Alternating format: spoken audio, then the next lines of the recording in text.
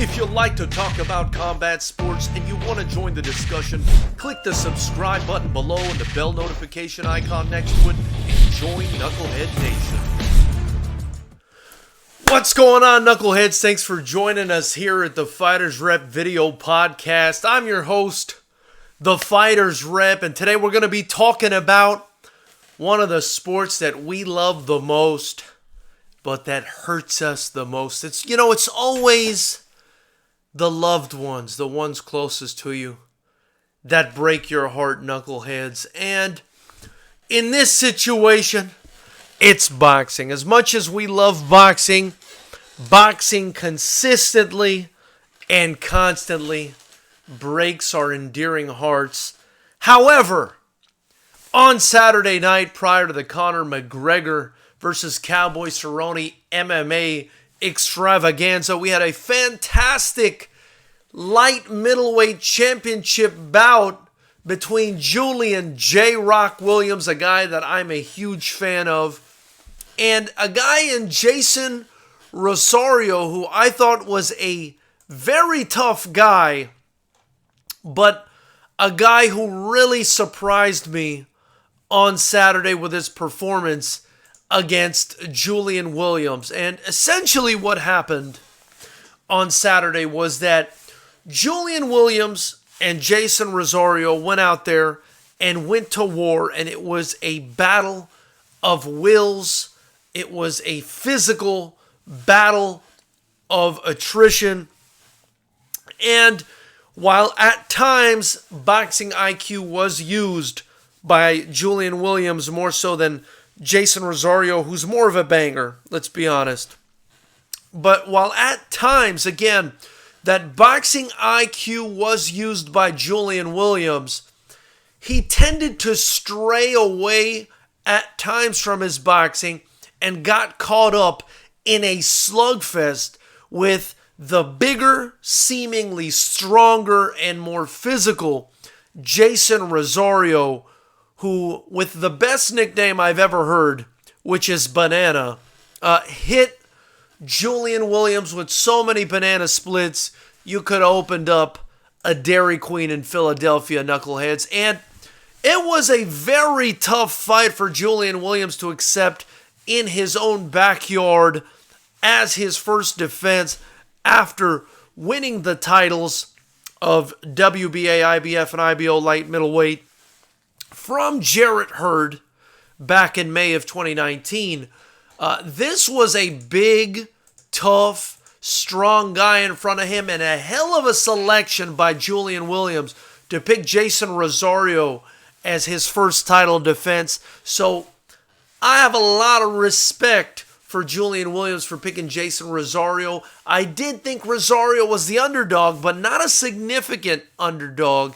And I'm going to go into that in a minute, but I thought, Julian Williams really went out of his way and went out on a limb to pick a very tough title defense against Jeison Rosario. I think perhaps what happened was he just figured to himself, well, Jarrett Hurd is a banger. Jarrett Hurd is bigger than Jeison Rosario. I'll be able to handle this guy. But either way, it was a very tough choice for a first title defense, especially in front of your home crowd in Philadelphia. And of course, he didn't get the result that he wanted in this absolute slugfest that ended in a fifth round TKO for Jeison Rosario. And that's also something I want to get into real quick. But, before I get into what I believe may have been a controversial stoppage, and not what I believe may have been, what I believe to be a controversial stoppage in this fight, before I get into that, I want to discuss the reason why I'm not that surprised by the result, despite the fact that I thought Julian Williams was going to win this fight. The reason that I wasn't extremely surprised about the result in this fight is, even though I think Julian Williams is a solid fighter, I do think that Jarrett Hurd was probably cutting a whole lot of weight to make the light middleweight limit. And that's probably why he decided to move up. He's also a really big guy as far as his frame goes. And just, just didn't seem like a natural light middleweight. And, on top of that, watching that Julian Williams-Jarrett Hurd fight, a fight that I really enjoyed, it became obvious to me that Julian Williams' frame was perhaps a tad small for light middleweight, or perhaps natural for light middleweight. But I wouldn't say he's a big light middleweight. But I felt like his frame was maybe a tad small, especially when compared to Jarrett Hurd, and that the way he won that fight was by out-hustling and being more fit than Jarrett Hurd. I felt like it was a completely physical-based win for Julian Williams. It wasn't so much his skills that got him through that Jarrett Hurd fight.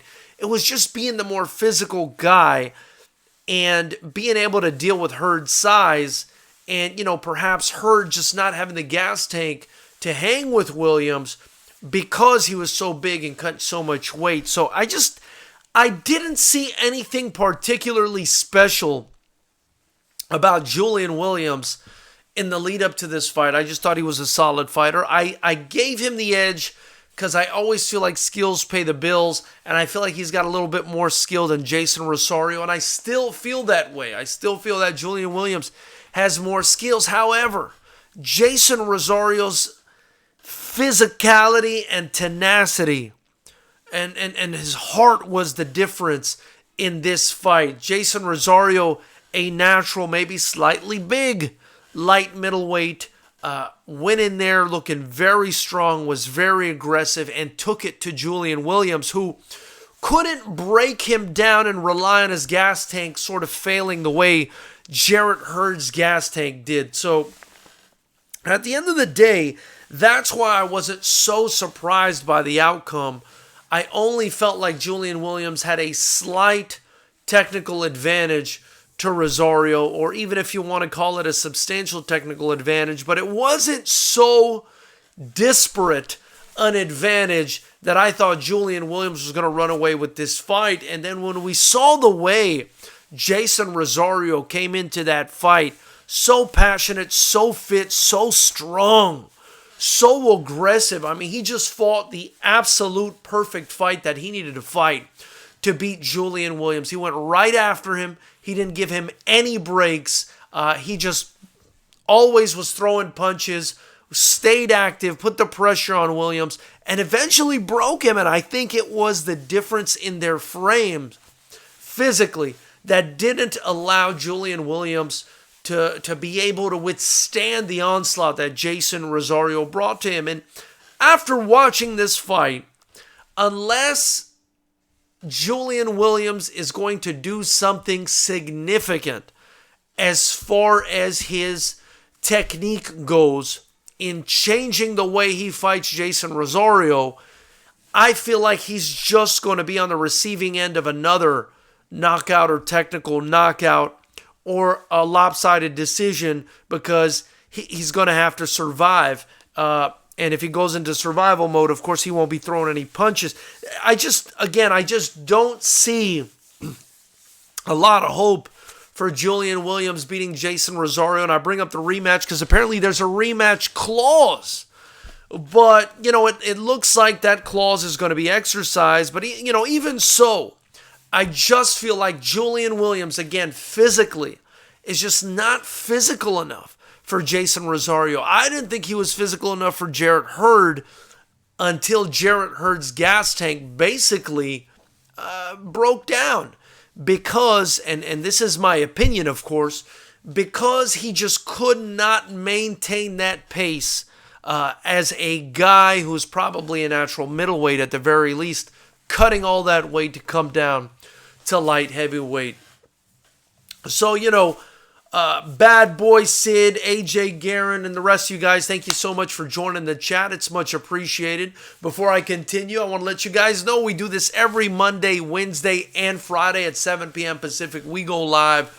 We talk about boxing and MMA and, of course, kickboxing, because we're the only kickboxing promotion in the state of California, and particularly the only pro-am kickboxing promotion in the state of California. We've got our next event, Fighters Rep 9, coming on February 28th. We're just over a month and a week away, so I'm very excited about that. You'll see some of the most talented fighters in the world competing on that card, in my opinion. The most talented strikers in the world are among them.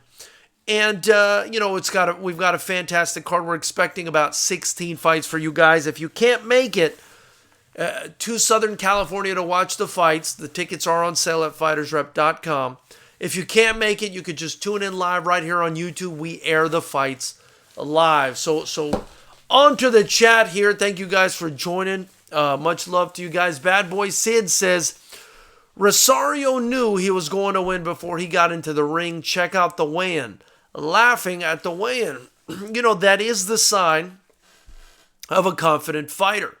That is the sign of a confident fighter. However, did he know for sure that he was going to win? Who knows? I always feel like if I were a fighter, of course I'm not a fighter, but if I were a fighter, there would always be that little bit of, what if in the back of my mind. And I think that's healthy to keep you prepared and ready just in case things don't go your way. But he did look rather confident in weigh-in, and that's what you'd expect from a guy fighting for a championship who's got a real shot. And I think that's what you'd expect a guy from, or what you'd expect from a guy that's a champion, which now he is, and it's an amazing achievement for Jeison Rosario, the Dominican professional fighter, to have beaten Julian Williams, because he comes away with the WBA super light middleweight title, as well as the IBF and the IBO light middleweight title. So, it's an extremely exciting time if you're Jeison Rosario in boxing, and it's just a fantastic thing for him to win this fight, and a big win for the Dominican Republic, if you ask me. Big win for the Dominican Republic and the island's boxing scene. AJ Guerin says, that's what I love about boxing. You never know when a guy's going to show up for real. When he was such a big underdog, but he didn't believe that. That's right. He didn't believe that he was the underdog. He believed he was going to win, and he came to fight. And over again, the announcer said that this man came to fight, and it was absolutely 100% true that this man came to fight. And he did a fantastic job. The opinion I'd like to get from you guys, I'd like to get what you guys think about this, is that stoppage. I'll discuss that in a bit, but I think that stoppage was controversial. I did not like the stoppage. I'd like to hear, your take on the stoppage before I give you guys my 2 cents on the stoppage. Bad Boy Sid says, the kid came out like the Terminator.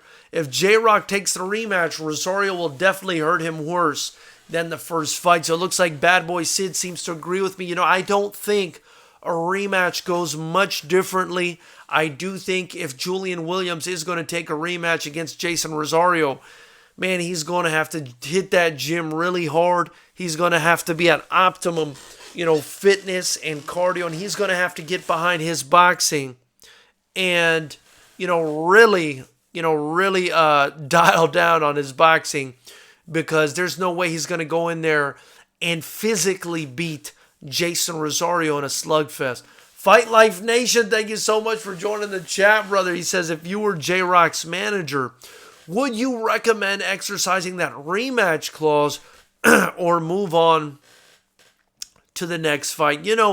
I think somebody in Jeison or in Julian Williams' corner would know best. Unfortunately, I don't know him personally. I don't know how he took that loss. I do think that he's going to need to perhaps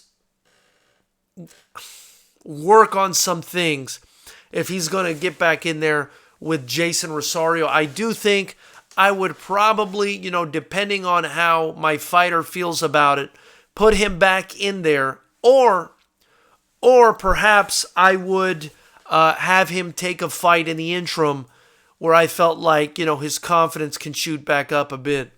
But he's going to have to fight a different fight. He's not going to be able to engage in warfare the way he did with Jeison Rosario in this first fight.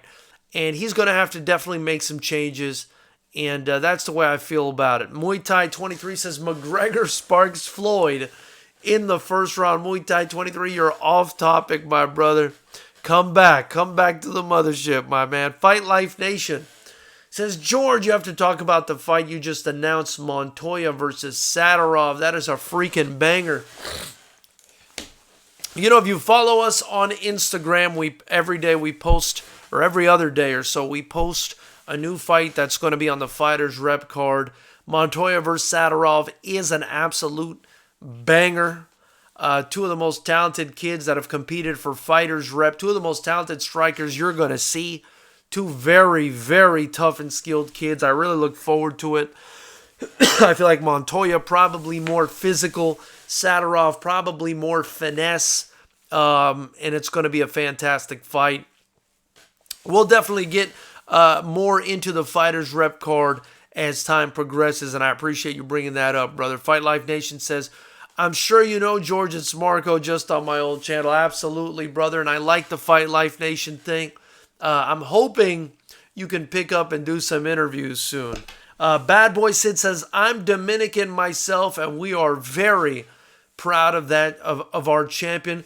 Congrats to you and the other Dominicans. I got a lot of love for the Dominicans growing up in Miami, Florida, and South Florida. I actually played basketball in high school, and my coach was a Dominican guy who was, I believe, the first ever or one of the first ever Latino basketball players to make it to the NBA.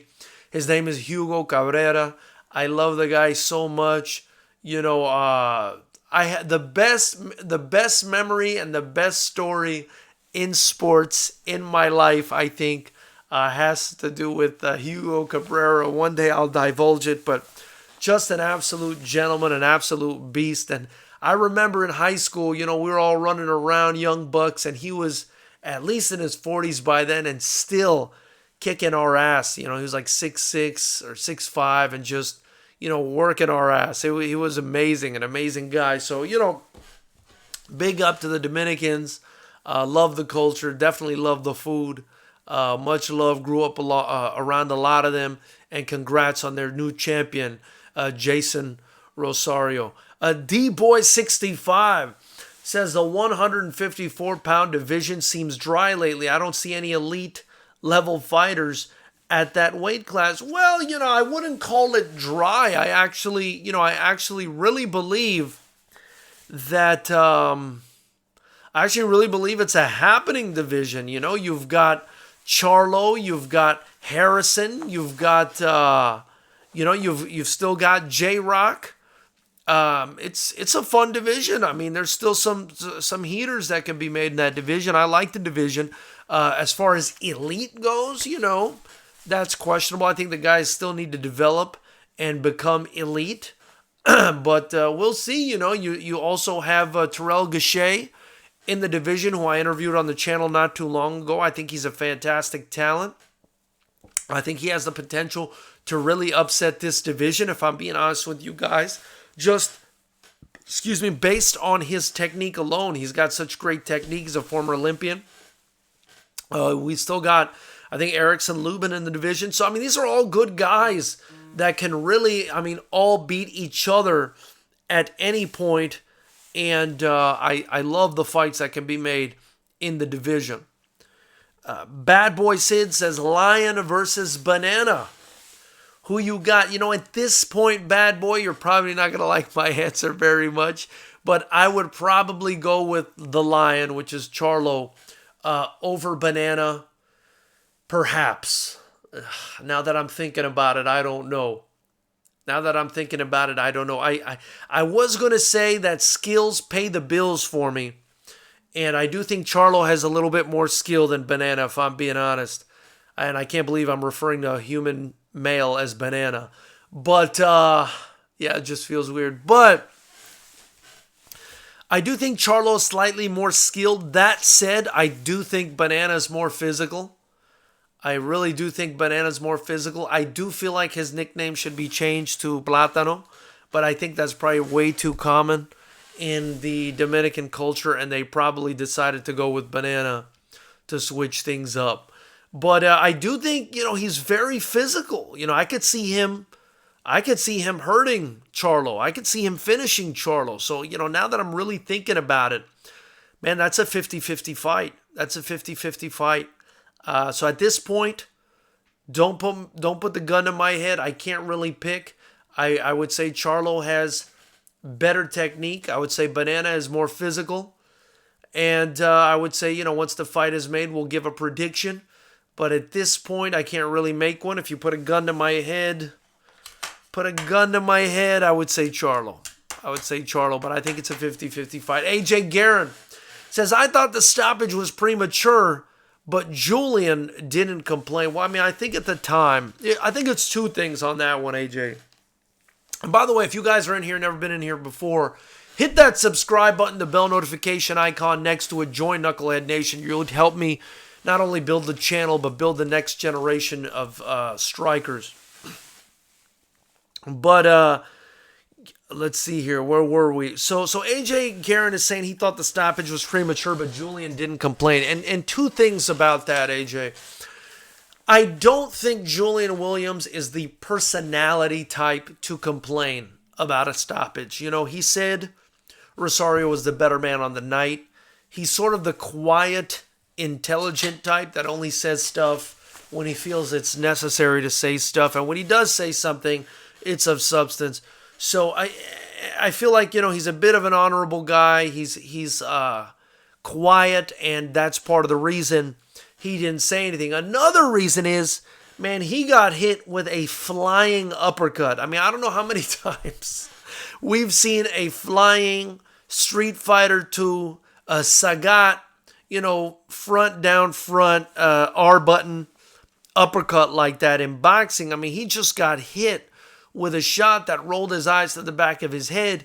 He was stumbling all over the ring. And, this is my problem with the fight and why I think it's controversial as far as the stoppage goes. So I'm going to get into that right now. He was stumbling all over the ring. He got hit with a massive uppercut. His eyes rolled back. He hit the ropes. He was stumbling around. Instead of giving him the benefit of the doubt as the champion and the opportunity to fall to the ground and maybe take an 8 count or to drop to his knees and take an 8 count, the referee kind of caught him off the ricochet, off of the rope, and stopped the fight. That's my problem with the stoppage. That's not to say that he couldn't have been hurt had the punishment continued. But I felt like, as a champion, if I were the referee, I would have probably given him a couple more seconds either to drop to the ground or to see if he was going to take a knee. And if he didn't do that, then I would have jumped in.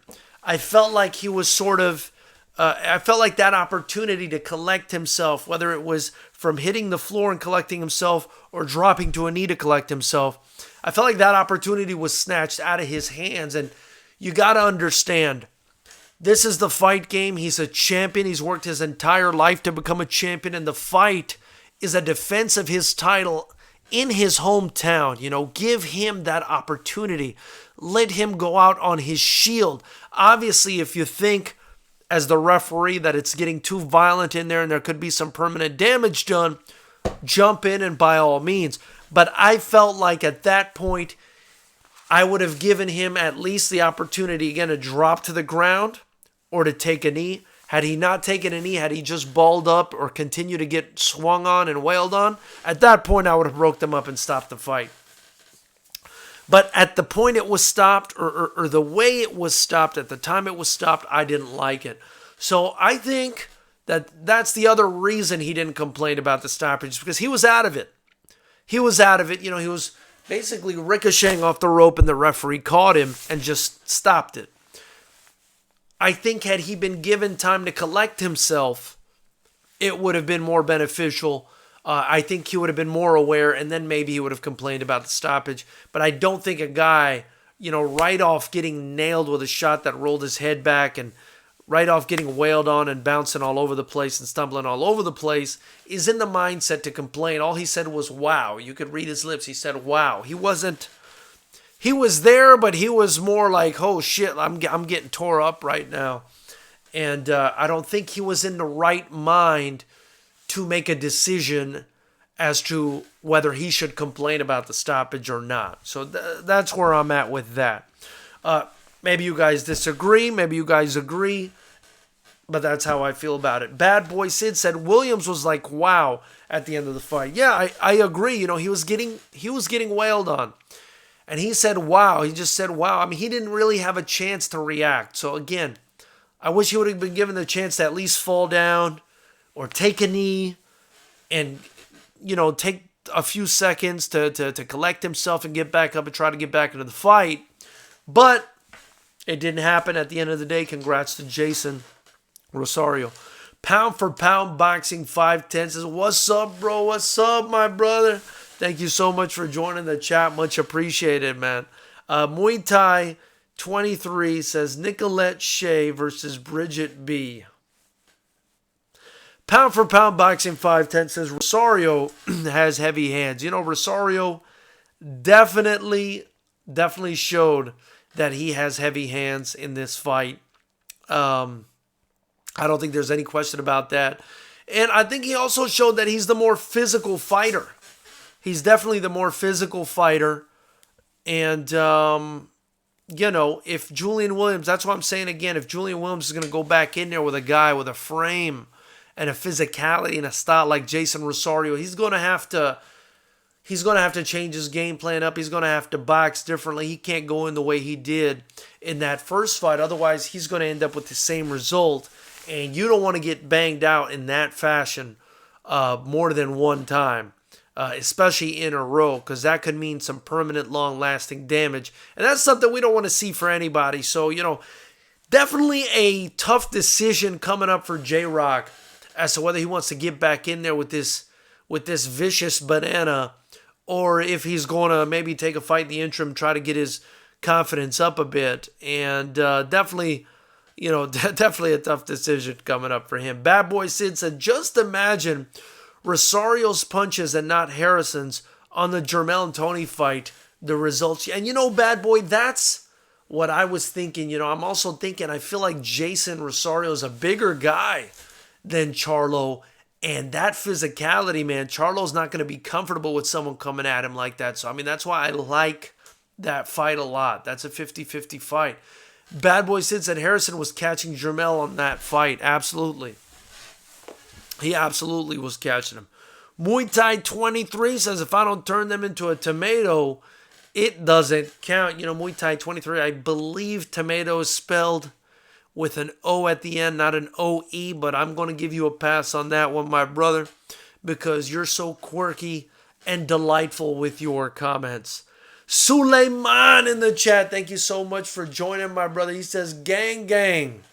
Man, it's triple G. It's gang, gang, gang in here, brother. Thank you so much for joining.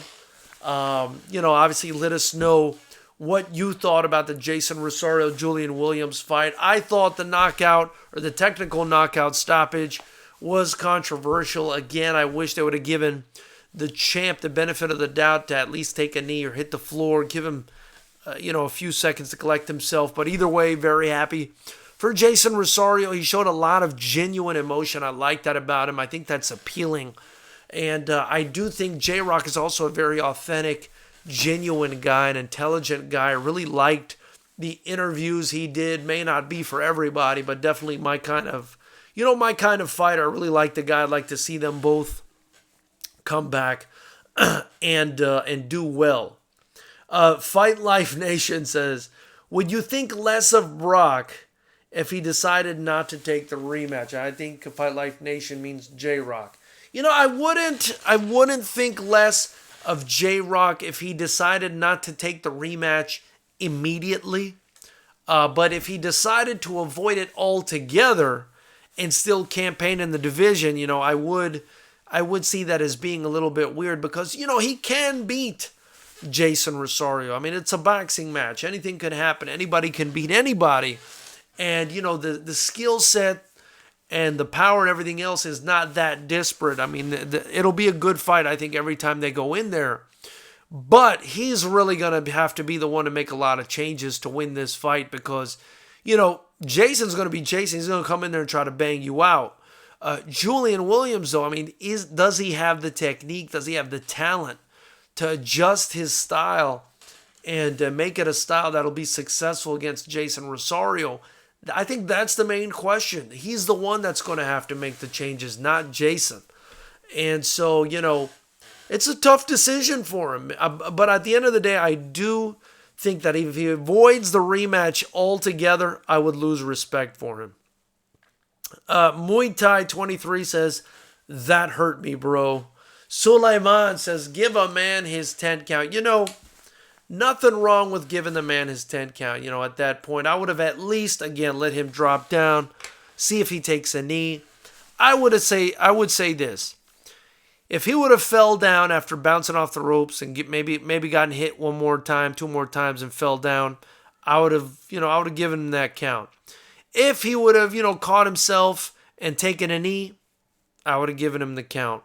But if he would have just stood there and continued to absorb the damage he was absorbing for a few more seconds, maybe 3 or 4 more shots, at that point I would have said, you know what, this is getting too violent. This is getting too dangerous. It's time to get him out of there. So, at the end of the day, it wasn't a horrible stoppage, but I would give the champ in his hometown, defending his title for the first time, the benefit of the doubt. That's what I would have done. Suleiman says, but J-Rock was getting put away regardless, but still give the man his 10 count. And that's possible. He could have, do I think he would have gotten put away? Yes. Yes, but have we seen crazier things in combat sports? People come back from stuff like that? Yes, we have. And so, as long as there's a fight, there's a chance, but when you call the fight off, there goes the chance. Fight Life Nation says, why do referees give some fighters a 10 count and not others? It's discretionary. It's discretionary. I mean, he couldn't give him a 10 count because he hadn't hit the ground and he hadn't determined that, it was a knockdown because he hadn't determined that the rope was holding him up. I think at that point he would have had to give a 10 count. But what happened in this situation is the ref just felt like he was in too much danger and he put the fighter's well-being ahead of giving him that 10 count. And I think he was a little bit inaccurate in his judgment of the danger that J-Rock was in. I think he was inaccurate to stop the fight right then. But it's not the worst stoppage. All I'm saying is I would have given him maybe a few more seconds. At the end of the day, being a referee is not easy. You're on the spot. We can talk the talk in hindsight. But could we walk the walk in that referee's shoes? That's something different. And so, I give the referee, I defer to the referees. I just didn't. It wasn't my favorite stoppage. We'll leave it at that. So, knuckleheads, just as you already know, we do this every Monday, Wednesday, and Friday at 7 p.m. Pacific. We talk about combat sports. Everybody's opinion is welcome. Nobody's ever shut down on this channel unless they're being really, obnoxious and just not contributing. I believe we've only banned one person ever. I'm pretty proud of that. This is a very pro freedom of speech chat and channel.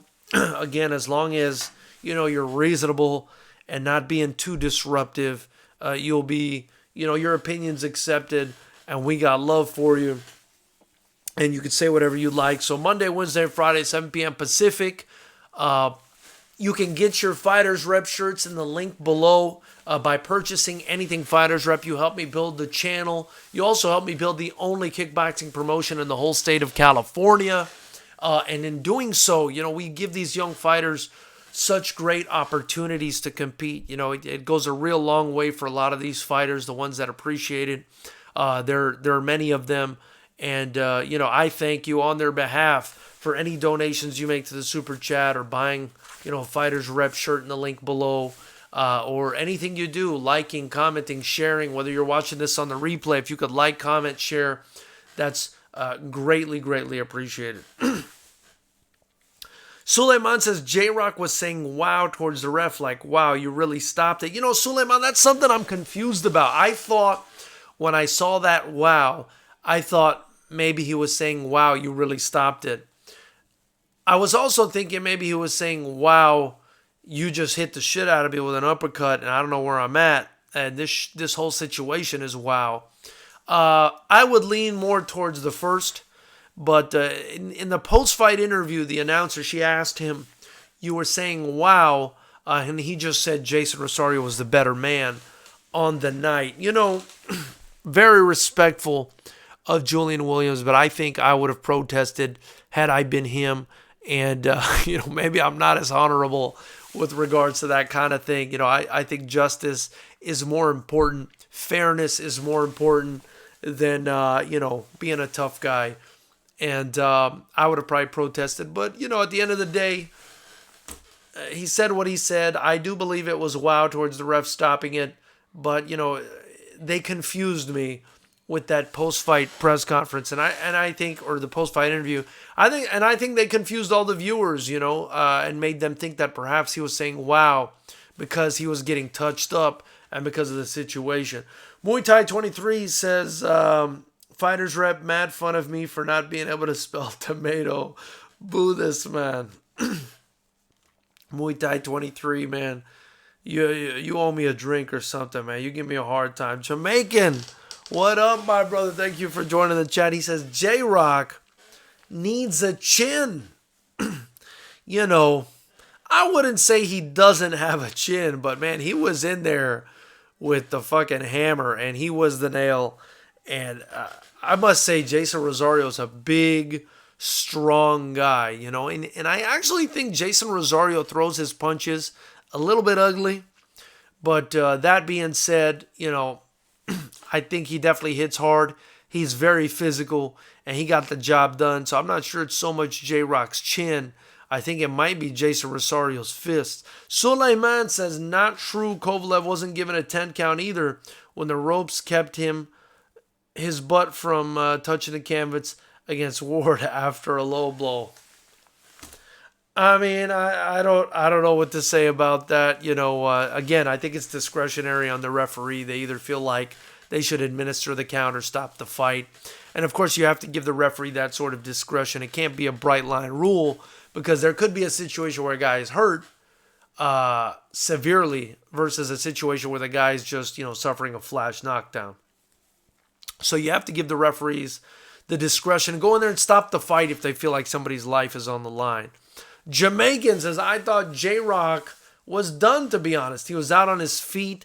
A 10 count could have resulted with him taking more punches and brain damage. Well, sure, it could have resulted in that. But, I think every single punch thrown in boxing could result in that. At the end of the day, I just feel like he should have been given the opportunity to take a knee or to get dropped within the next couple seconds. All I'm asking, I'm not saying it was the worst decision ever. I'm just saying I personally would have given him a few more seconds to see what happened.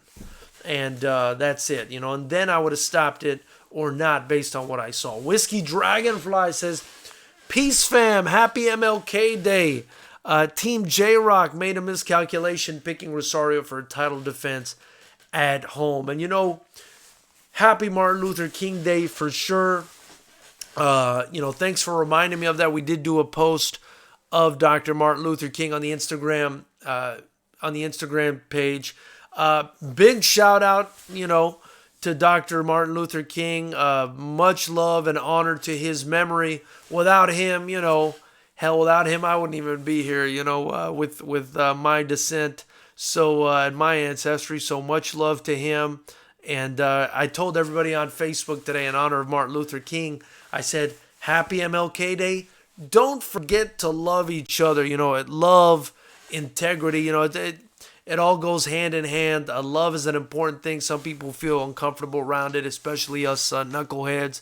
But, you definitely want to show people love all the time. You never know what happens, when they might go.